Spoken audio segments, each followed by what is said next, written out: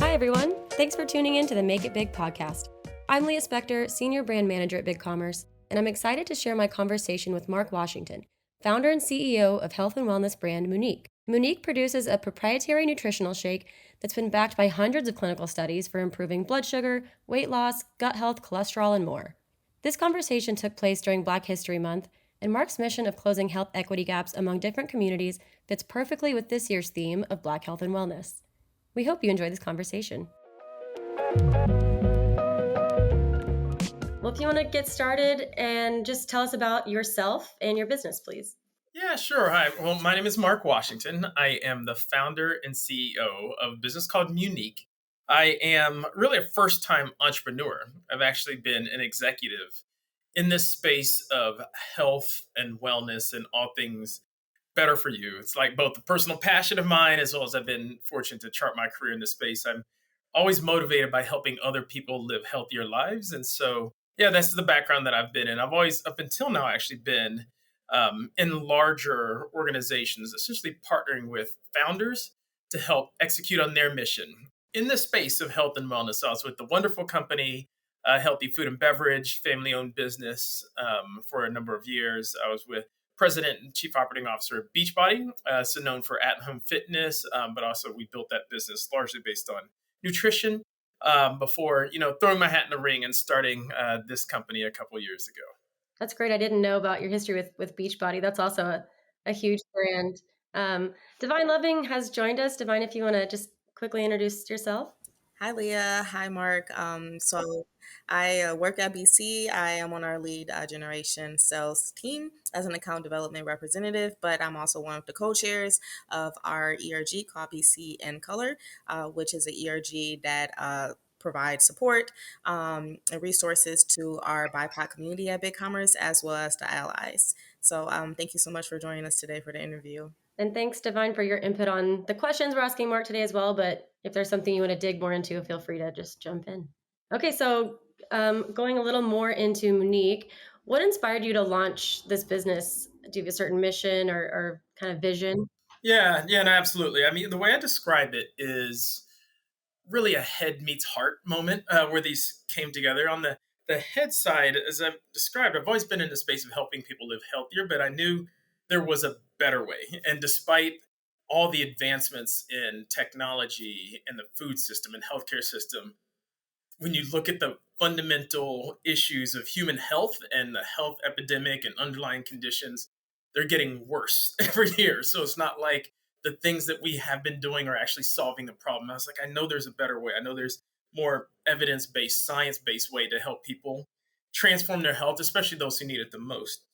And why I decided to do this personally and throw my hat in the ring and start the company is actually a personal story, actually tying back to my sister, Monica, who's actually right over here on my left shoulder.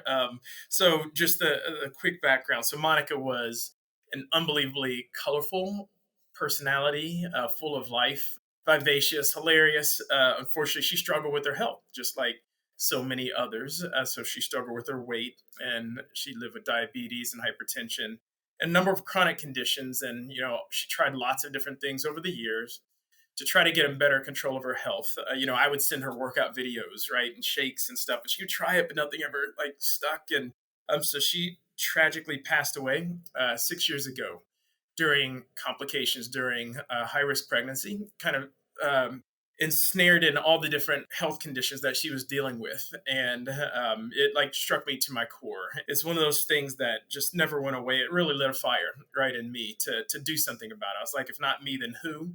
Right. And if not now, then when? To actually do something about this, to help people, to chart a better path that's more about empowerment, right, and hope, and the kind of solutions that I wish Monica had. And so, she's really the inspiration for me deciding to start this business. And frankly, she's the inspiration for our brand even. So Muniq is actually Monica plus unique together equals Muniq. And so, her legacy really is all about helping others chart a path towards hope and empowerment and better health. Well, that's really beautiful. And thank you for sharing with us. And I knew some of the background just reading up on your business, but It's always really powerful, and just the impact that you're having is great to hear about. So that certainly covers like your overall kind of goals and aspirations for the business. Kind of going into more of the like business itself. What goals, aspirations do you have for Muniq this year going into 2022 and beyond? Yeah, so our aspiration, we're all about health transformation and empowerment. And the way to do that is, something I'm very passionate about is food is medicine. Like true food is medicine. There's nothing more powerful that can orient your body. It's like you've got it in you, but it just is very difficult, in society and with all the big food and big farm and everything coming at you and food deserts and so on and so forth to actually make healthy decisions, and even when you make them, to actually get the nutrients out of them that you need. And so our whole mission is about how can we provide true food as medicine and reintroduce in a sustainable, accessible, frankly even enjoyable way these nutrients that your body needs. And it's just this pathway for us is all through your gut, which is a lot of research around gut health and what's called your gut microbiome. It's really the foundation of better health. You'll continue to see more and more about this space. So our solutions work through your gut with targeted outcomes around improving your health. So that's the overall. And so, yeah, so for this year, it's how do we expand on this mission? Right, in a real world and very tangible way. I think so. We've seen unbelievable success. I'd say at a small scale, right, reaching through and impacting people on just a massive, massive way. And so this year is about how do we then translate the impact that we've seen, real world impact that we've seen in a number of individuals, and how do we scale that, right, so that we can have significant impacts on a large number of people and move closer and closer towards our mission of fundamentally having a positive impact on public health, right? And so that's the aspiration for this year. So when I step back, I mean, if I look a year from now, the aspiration is to really create a movement, right, of folks that decide to give this a try and try a different path, and then obviously hopefully share with others and sort of build this movement of people that are feeling empowered with the support of Muniq as a helpful partner on this journey. So yeah, that's the big aspirations for this year. Yeah, big, noble, worth pursuing, of course. I'm hearing a lot about like education, engagement, like how are you kind of activating? What tools, platforms, partners do you find most helpful for leveraging this kind of marketing or customer outreach? Yeah, no, I think it's a great question. It's always been from the outset um, more than just a product, right? More than just a physical product. So our first product are these unique breakthrough shakes that happen to be a full meal replacement, have a unique blend of prebiotic fibers in them. So the product is absolutely fundamental and foundational. We've got a set of other products that are in the works, but it's never just been about the products, right? For us, that it really is about an experience. And it's a big part of why in our business model, we decided to go in a very direct to consumer pathway, and not just a direct to consumer to sell, but to connect, with people. And so from the very outset, when launching Muniq, we simultaneously launched, our community as well. We call it the Muniq Lifers, right? And so when someone decides to give Muniq a try, right, as a product, we also invite them into our private online community where they're, part of the Muniq Lifers. And within that community, they see others. They're not by themselves on this journey, right? Other people are trying to figure stuff out, learn about this Muniq thing. Okay, so what's it about? How do you use it? Has anybody seen results? Kind of, what are you guys doing to switch up the taste, the flavor? How does this prebiotic fiber work, right? And so there's a lot of peer support involvement in our Muniq Lifers community, but we're also actively involved. Frankly, I am personally in there every day as well, kind of cheering people on, providing support. But we also provide a lot of education, right, and content as well, because I think that the gap is both a nutrition gap, right, but there's also an education and a literacy gap as well around some of the things that you can do, that you can empower yourself with better access, better control of your health. And so we try to provide, the physical product, we try to provide some content, we try to provide some support and engagement, right, to help uplift, people and give people the tools to make better, healthy decisions. So yeah, engagement, community, content, those are all critical aspects of the overall the Muniq life experience, like we call it. Yeah, absolutely. It's definitely like a whole lifestyle, like education platform that comes with a product like that. So that's fun to hear about. Yeah, for sure. Any specific kind of like tools or resources you look for to support your growing business? Yeah, so a number, especially as a direct consumer business. Obviously we are a big commerce company, and it's gone really well. We love the platform to give us a lot of flexibility to adapt. How we express ourselves and how we can customize and make it kind of our own. I think there are other unique aspects of our business as well besides just traditional direct to consumer e-commerce. We're also largely a subscription business as well, and so we have specific tools, in partnership with BigCommerce and other add-on apps to support our ability to provide a subscription management as well. Again, not just to take orders and replenish them, but to manage the process and the experience to make it as easy and seamless as possible for consumers that are, part of that unique life experience.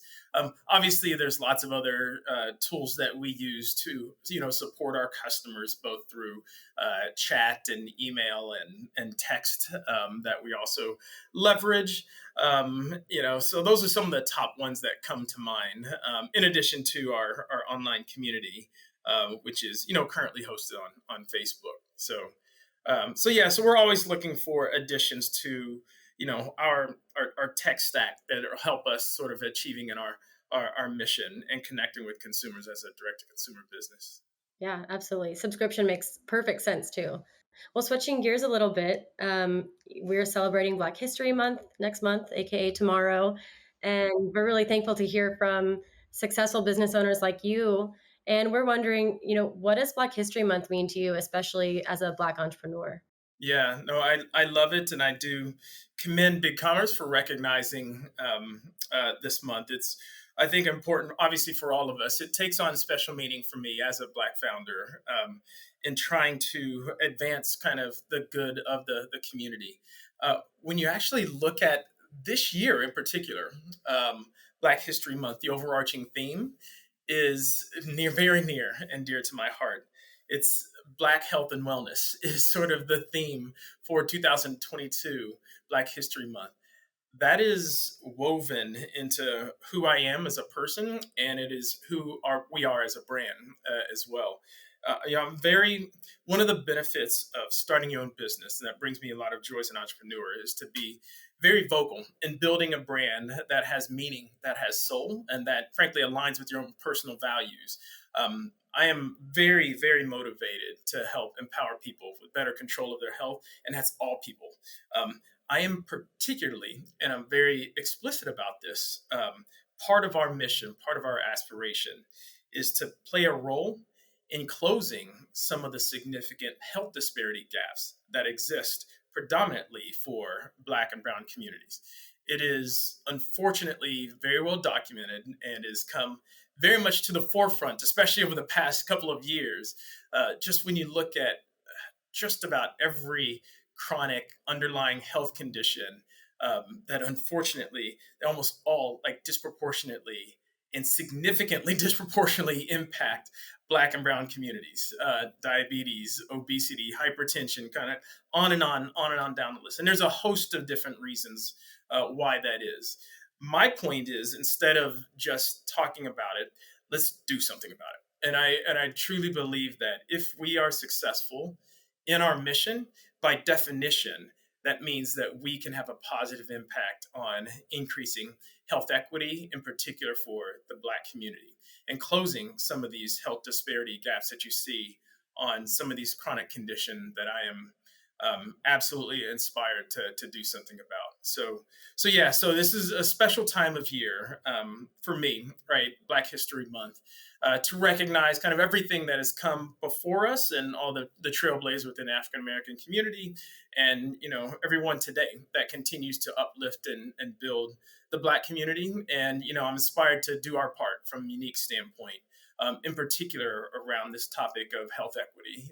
It's the time is now, right? I mean, to start turning the corner and closing some of this health disparity gap. And I hope Muniq can play a role in that process.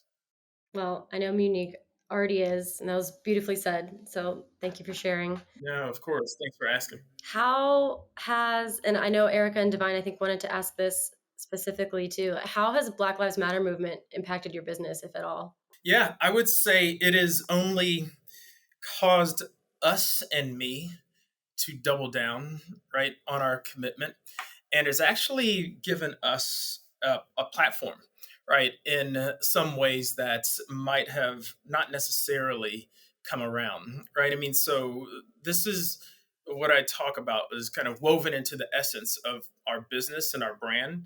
And then over the past couple of years, right, with the renaissance, let's say, of the Black Lives Matter movement, that's provided more of a platform for everybody, but especially a brand like ours, to have a bit more of a megaphone, right, to express the importance to shine more of a light on the different aspects of inequality, right? I mean, even if it starts from the standpoint of, police brutality and civil rights, I actually do believe that healthcare and health equity is one of the biggest civil rights issues of our times, right? And so this has given me a greater opportunity to speak more openly and to get more awareness around this health disparity gap. I mean, it's even though these stats have existed for a while, there's not many people that know, it's literally like 2x, the prevalence of, diabetes and some of these conditions within the Black community relative to the general population. I actually do believe the Black Lives Matter has helped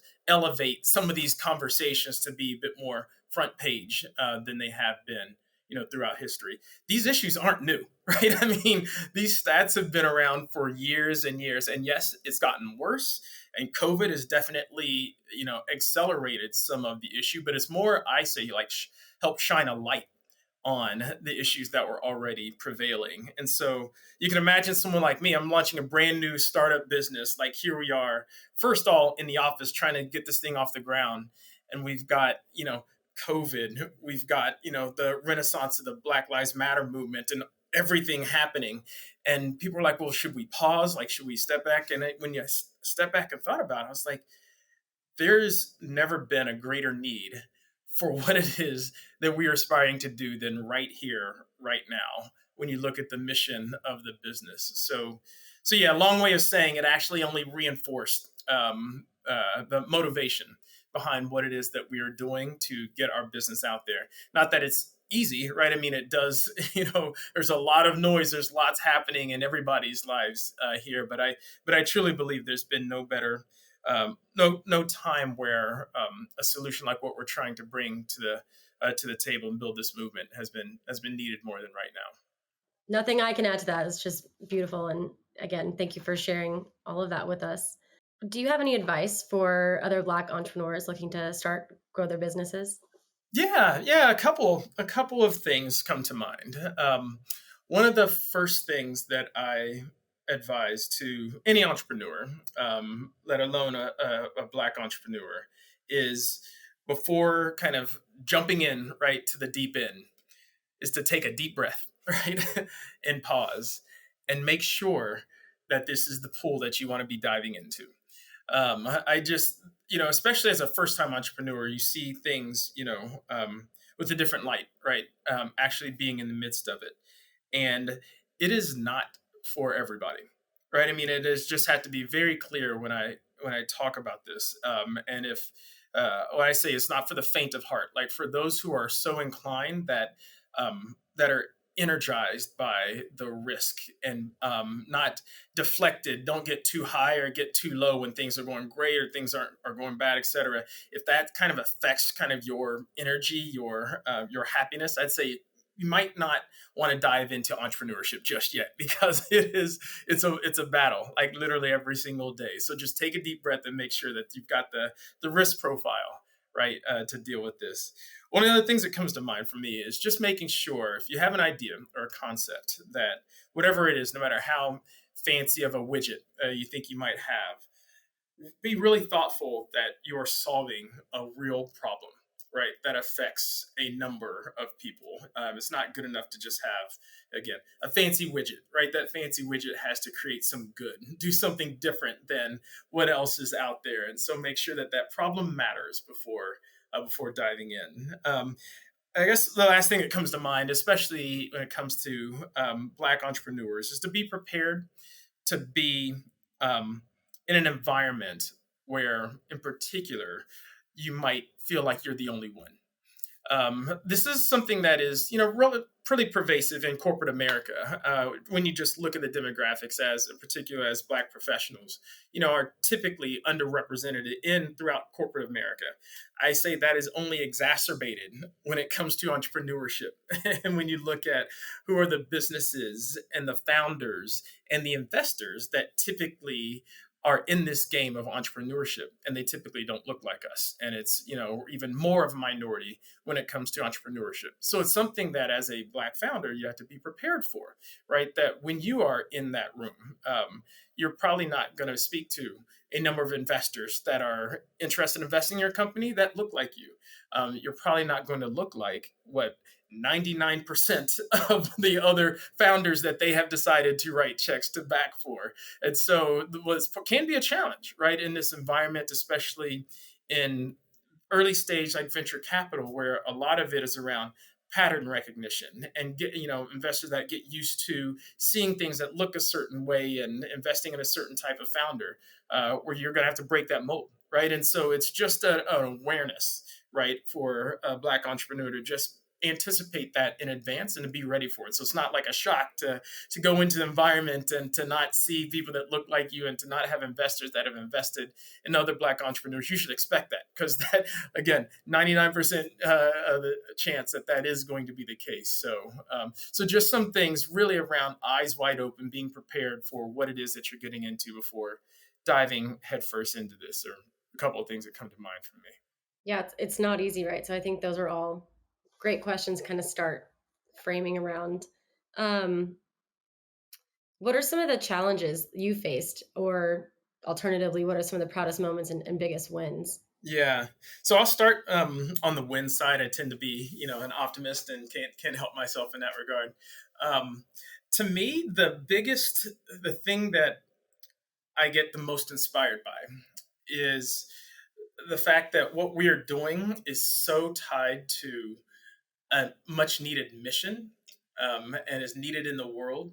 And when we see that happen, when that resonates, even at a tiny scale, like in a person, an individual, it is the best feeling in the world, right? And so the fact that we're all about health transformation and empowerment, especially for many individuals who have felt like powerless, right, on this roller coaster of health, and try this fad diet and using these meds and so forth, and nothing's worked, and feeling frustrated and depressed and out of control. And then, when they're engaged with our product, with our community and the experience, and they're using it regularly, it's like a light goes off, and I call it shine. Like when we get there, when we break through and help that individual reach that individual personal moment of like an unlock in their personal health and that empowerment and that shine, it is the best feeling in the world. And I'm fortunate in the business that we're in, is that we actually are seeing that literally on a daily basis. And it's the best part of my job. The best part of our business is the fact that we see that, and we're very engaged because we have very direct, close relationships with our consumers, that we get to see that firsthand. And it, even during a tough day, right, I'll wake up, oh, we got to figure this out and that out. And then I'll go into our Facebook community and I'll see, a couple of posts from some Muniq lifer, community members and customers who have just reached this personal moment of shine. And I'm like, all right, I am ready to attack this day. Like I'm fired up, and like we're slacking internally about, did you guys see this testimonial? It's the best thing in the world. That is the absolute best part of what it is that we're doing. And, our goal is obviously to then, bring this out to the masses so that we can achieve that magnitude of impact at scale.